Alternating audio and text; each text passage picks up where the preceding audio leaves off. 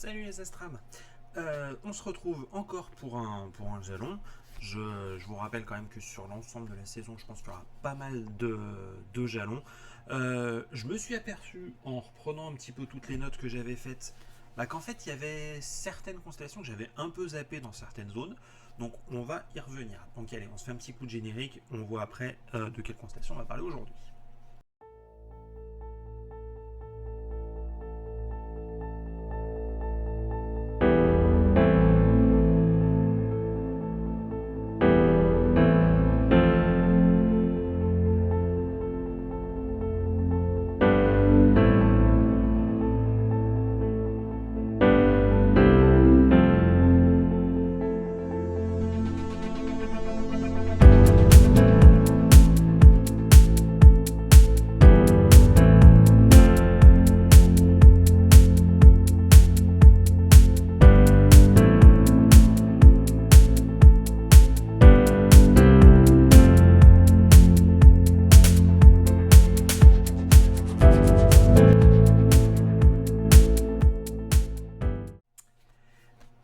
Donc oui, constellation que j'avais un peu zappée. Et ben, souvenez-vous, il y a déjà un petit moment, euh, on avait parlé de la constellation on recommence, de la constellation de l'Éridan, l'espèce de grande constellation qui serpente au pied d'Orion. En fait, à côté, il y a une constellation qui est vachement grande, qui est pas hyper facile à repérer, mais dont il faut quand même qu'on parle aujourd'hui. Allez, donc on va se passer sur Stellarium, on y va. C'est parti. Alors, donc je vous rappelle Orion là, l'Éridan est ici, donc l'Éridan, constellation assez compliquée quand même à trouver, hein, donc bon, pas forcément très simple. Donc aujourd'hui on va parler de la constellation Cetus. Cetus, qui en latin signifie baleine. Donc ce qui plus tard, en francisant un petit peu le terme latin cetus, ça nous a donné cétacé. Alors, cétacé, cétus, ça doit peut-être vous rappeler un petit quelque chose. Souvenez-vous quand on avait fait les constellations Céphée, Persée, Cassiopée, Andromède, etc. Je vous avais raconté la petite histoire de Cétus, qui en fait se référait au monstre marin qui avait failli bouffer Andromède. Voilà. Qui, si Persée n'était pas arrivée, la pauvre, elle se serait faite manger. Donc voilà, c'est cette constellation-là dont on va parler aujourd'hui. On a quand même un petit souci avec cette constellation, c'est qu'elle est, déjà, elle n'est pas très lumineuse, mais par contre, elle a quand même une histoire, donc comme je viens de vous raconter, celle de Cétus, et elle est quand même très ancienne. Quand je dis très ancienne, c'est-à-dire que les premières traces, disons que les traces les plus connues dans l'Antiquité remontent quand même au 2e siècle avant Jésus-Christ. C'est en fait l'une des 48 constellations qui faisait partie de l'Almageste de Ptolémée. Donc ça date pas d'hier quand même. Donc voilà, ça veut tout simplement dire que c'est une constellation qui date de l'Antiquité, donc qui devait quand même être repérable à l'époque, à une époque où on avait beaucoup moins de pollution lumineuse. Bref, ça c'est la petite parenthèse du jour. Donc je disais il y a 2 minutes que c'était une constellation qui n'était pas facile à voir. Oui, effectivement, elle n'est pas évidente à voir. Pourquoi? Parce que les, les étoiles les plus brillantes, c'est-à-dire Alpha et Beta Ceti, Alpha et Beta Ceti, donc qui sont Menkar et sa copine Divda, sont des étoiles qui n'ont pas des magnitudes très poussées. On est sur du 2,250. Par contre, après les autres, on s'écroule quand même assez vite. Là, on est sur du 3,55. Là, on est sur du 3,45. Là, du 3,55 aussi. Donc, on va dire que ça fait un peu court quand même. Bon, ça se distingue quand même. Bon, ça, c'est pas très grave. Autre petit fait intéressant par rapport à cette constellation, c'est une constellation qui, d'un point de vue superficie dans le ciel, est quand même énorme. compte pour, enfin c'est quand même pas mal pour une baleine, hein, qui est l'un des plus grands animaux que la Terre connaisse à l'heure actuelle, d'être une constellation quand même assez majestueuse. Oui, elle est très très grande puisqu'elle occupe un espace dans le ciel de l'ordre de plus de 1230 degrés carrés. C'est énorme. C'est d'ailleurs la plus grande, enfin la quatrième plus grande constellation en termes de superficie. C'est quand même notable. Quoi dire de plus par rapport à cette constellation? On va maintenant s'intéresser à son repérage. Comme je l'ai déjà dit plusieurs fois depuis le début de la vidéo, c'est une constellation qui n'est pas évidente à repérer. Alors, pas évidente, donc on va devoir se prendre en fait des points de repère d'autres constellations autour. Alors, si vraiment on regarde d'un point de vue zone, qu'est-ce qu'on peut en dire? On peut donc dire que la constellation Cétus est intercalée entre la constellation du Bélier qu'on a déjà vue et celle du Taureau. C'est pareil. La constellation de l'Éridan qu'on a faite il n'y a pas très longtemps, enfin qu'on a faite il y a un petit moment déjà, mais que voilà, j'avais oublié. Et on a Orion qui est pas très loin non plus.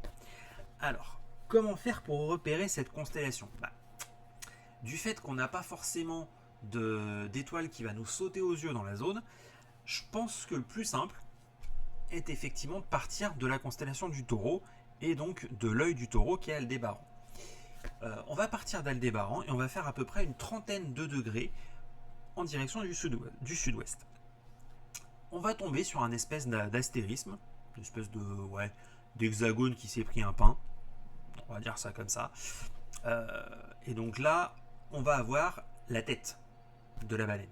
Alors, je vais vous montrer la représentation. Vous savez que j'aime pas trop les montrer parce que c'est quand même assez des fois bizarre.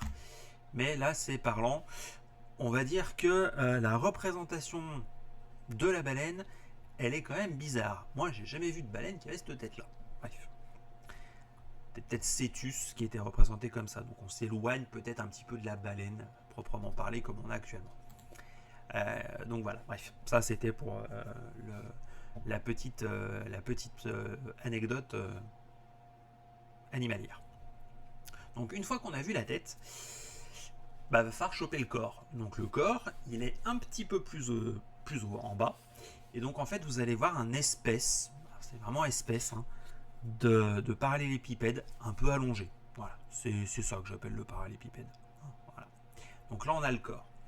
Donc après, vous allez cheminer pour rejoindre un petit peu les deux parties que je vous ai nommées. Bon. C'est pas la constellation la plus spectaculaire, hein, donc vous attendez pas à un truc, à un effet waouh. L'effet waouh, il est plus côté est avec Orion qu'autre chose. Ça, c'est sûr et certain. Bon, donc maintenant qu'on a parlé de l'histoire de la constellation, de comment est-il donc qu'on la trouve, qu'est-ce qu'il y a d'intéressant à voir dedans? Eh ben là, on a quand même 2-3 petites choses qui sont assez intéressantes. C'est pas la constellation la plus riche en objets, mais on a quand même 2-3 petites choses à voir dedans. On a un objet de Messier, déjà, donc c'est plutôt déjà pas mal de le notifier, c'est M77. Alors M77, c'est un amas.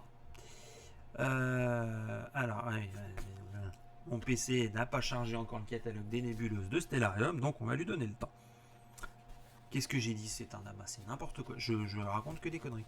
Tenez pas compte de ce que j'ai dit, c'est pas un amas, c'est une galaxie. Vous allez comprendre un petit peu son intérêt. Elle est très intéressante d'un point de vue, en fait, on va dire, pas forcément, enfin déjà photographique, si, ça c'est clair. D'un point de vue observationnel, oui, pourquoi pas. Hein. Elle est surtout intéressante d'un point de vue observation scientifique. Apparemment, elle fait partie des galaxies qui sont extrêmement actives. Qu'est-ce qu'on entend par là? En fait, on suppose, c'est une supposition, qu'elle est quand son cœur, il y a un trou noir supermassif.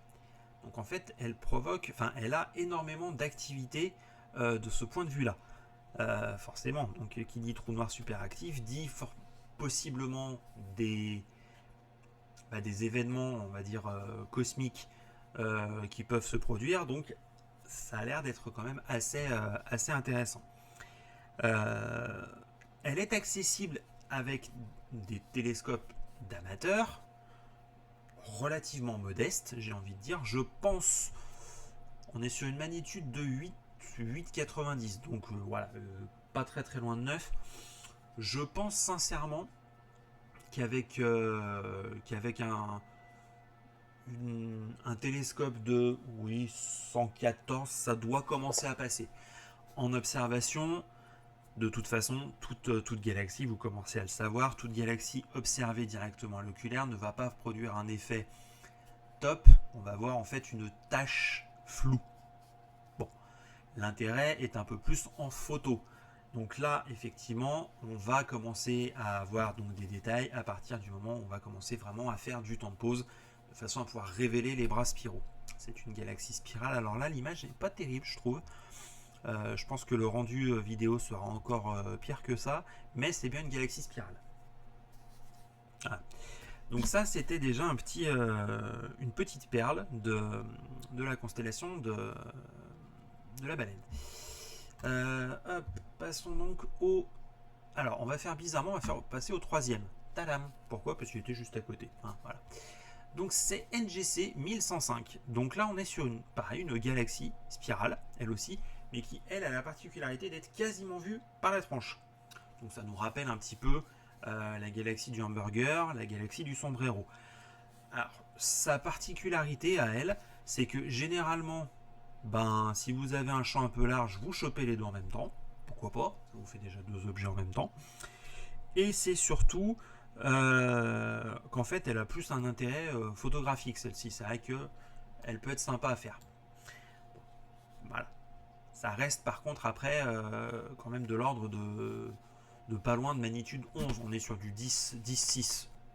C'est quand même déjà du costaud. Il faut quand même déjà du bon diamètre, du bon temps de pose, du bon ciel. Ça peut aussi être intéressant, ça peut avoir son charme. Et enfin, dernier objet. Là, c'est aussi une galaxie.